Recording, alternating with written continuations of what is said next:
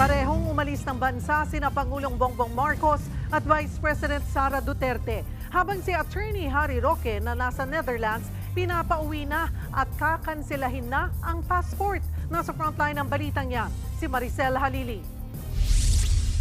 Sa unang araw ng pagdalo ni Pangulong Bongbong Marcos sa 46th ASEAN Summit sa Kuala Lumpur, Malaysia, binigyang diin niya ang kahalagahan ng Code of Conduct sa South China Sea. Matatandaang noong nakaraang linggo lang nang bombahin ng tubig at banggain ng Chinese vessel ang barko ng Pilipinas.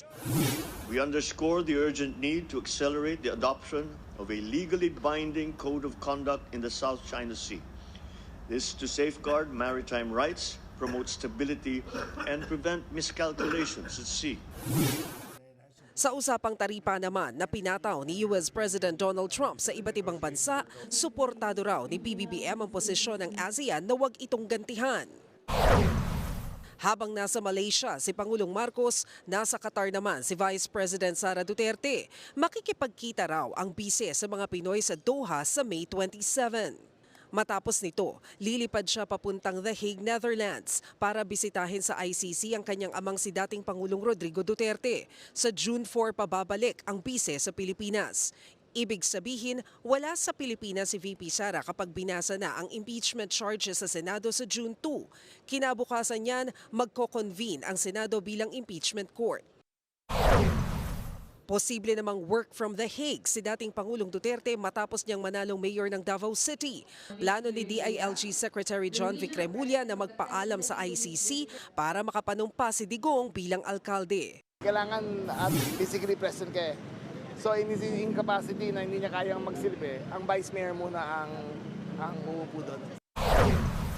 Bukod kay ex-President Duterte, nasa the Netherlands din si Attorney Harry Roque.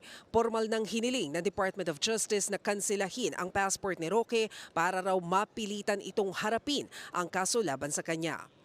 Hindi pa nga nagsisimula ang lahat eh, tinatakasan niya na, di ba? Kaya sa batas natin, flight is an indication of guilt. Kaya sana, harapin niya na lang. Kapag nakansela ang passport ni Roque, ituturing siyang undocumented alien at ide-deport pabalik ng Pilipinas. Nauna nang iginiit ni Roque na imbento ang mga kaso laban sa kanya. Hindi raw siya pwedeng pauwiin hanggat wala pang desisyon ng kanyang aplikasyon para sa asylum sa Netherlands. Nagbabalita mula sa Frontline, Maricel Halili, News 5. Mga kapatid, Cheryl Cosim po, huwag maging huli at maging una sa lahat sa balitaan. Para sa tuloy-tuloy na talakayan sa Frontline, mag-follow at mag-subscribe sa social media pages ng News 5.